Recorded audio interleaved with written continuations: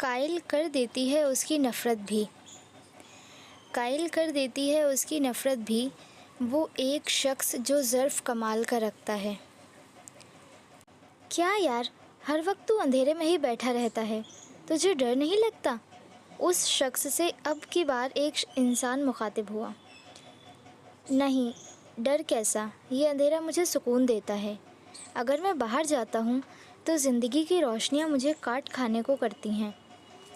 तेरा कुछ नहीं बन सकता यार, पता नहीं कब तू उस अंधेरे से निकलेगा। निकल आऊँगा जल्द ही, जब मुझे मेरी रोशनी नज़र आ जाएगी, जिसे मैं हर वक्त अपनी आंखों के सामने देखना चाहता हूँ। दोनों तरफ गहरी खामोशी छा गई। आज नूर को यूनी से ऑफ था, तो वो मिशी से मिलने उसके घर चली गई। अस्सलाम वालेकुम, नूर ने सलाम किया और मिशी से उसका हालचाल पूछने के बाद बैठ गई। नूर तुम बैठो, मैं चाय लाती हूँ। नूर मुस्कुराई और इस्बात में सर हिला दिया। नूर भी उसके पीछे किचन में चली गई। यार प्लीज़ चाय अच्छी बनाना, नूर हंसते हुए बोली। हाँ जनाब, अच्छी ही होगी। अच्छा नूर, और कैसी हो? घर में सब कैसे हैं? मिशी ने पूछा। हाँ हाँ, सब ठीक हैं। और मैडम, आपके सर से इश्क का भूत उतरा या अभी तक सवार है? मिशी हंसते हुए बोली। बस कर यार, प्लीज़ तंग ना कर तू। मतलब अभी तक सवार है? अच्छा मेरी बात सुन। मिशी एकदम सीरियस होकर बात करने लगी। यार तुझे अपनी फैमिलीज़ का पता है ना, उसमें कोई शक नहीं है कि वो हमारी ज़िंदगी के फ़ैसले हमसे पूछे बगैर नहीं करेंगे, लेकिन वो इस तरह तुम्हें अंधेरे में भी नहीं फेंकेंगे। जानती हूँ, लेकिन अभी मेरे बस में कुछ भी नहीं है, इसलिए खामोश रहना ही बेहतर है। हाँ देख लो, मैं तो तुम्हें यही बोलूँगी कि जो फ़ैसला तुम्हारे हक़ में हो उसे कबूल कर लेना। मिशी उसे नसीहत वाले अंदाज में बोली। अच्छा यार, एक तो तुम और तुम्हारी नसीहतें। जो भी है नूर, ख़याल रखना। तुम्हें अच्छे से पता है ना घर वालों का? हाँ मिशी पता है, लेकिन थोड़ा खुदा पर भी यकीन होना चाहिए ना। वो सब मैं मानती हूँ, मिशी बोली, लेकिन तुम जो करने जा रही हो बहुत मुश्किल हो जाएगा तुम्हारे लिए, देख लो। हाँ जानती हूँ, नूर कदरे परेशान होते हुए बोली।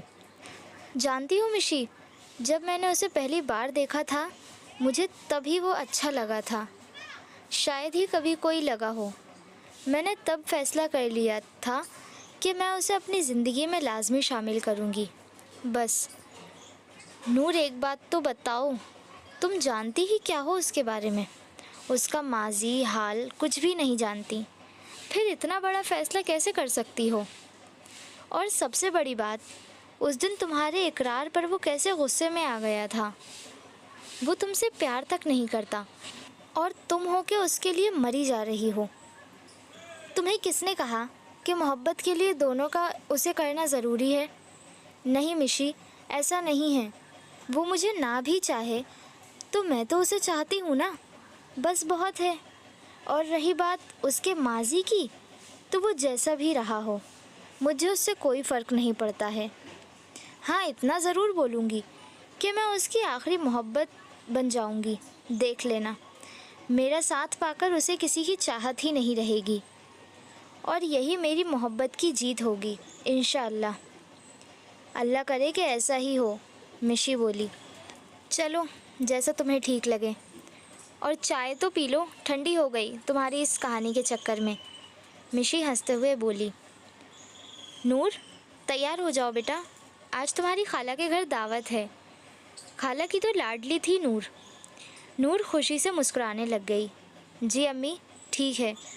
नूर तैयार होने लग गई।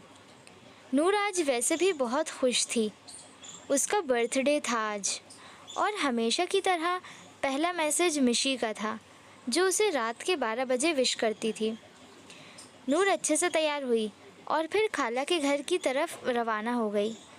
नूर यूनी कब तक आओगी तुम? मिशी ने पूछा। यार आज तो खाला के घर दावत है तो इसलिए मैं नहीं आ सकती। क्यों नहीं आ सकती तुम आ रही हो, बस मुझे नहीं पता, मिशी बोली। ओके, वापसी पर आ जाऊंगी। ठीक है, नूर ने बोला। हाँ, सही है।